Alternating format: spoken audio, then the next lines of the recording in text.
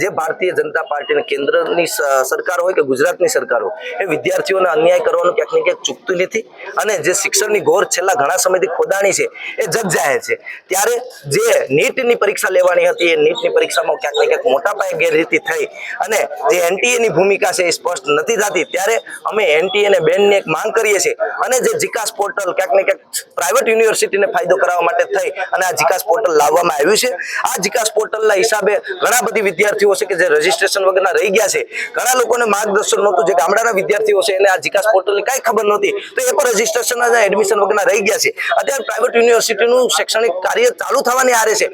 જે યુનિવર્સિટીમાં admission process છે ફૂલ થઈ ગઈ છે, ત્યારે સરકારી જે કોલેજો અને યુનિવર્સિટીમાં હજી સુધી એડમિશનના કોઈ નેઠા નથી। ત્યારે આજે અમે ભગવાનને પ્રાર્થના કરીએ છીએ કે આ કેન્દ્રની અને રાજ્ય સરકારને ભગવાન સદબુદ્ધિ આપે અને તાત્કાલિક આ જીકાસ પોર્ટલ રદ કરવામાં આવે અને એનટીએને બેન કરવામાં આવે અને રીનીટ લેવામાં આ માંગ સાથેનો કાર્યક્રમ છે। જો તમારી માંગ નહીં સ્વીકારાય તો આગામી કઈ રીતના આગામી ઉગ્રથી ઉગ્ર આંદોલન ચાલુ થશે।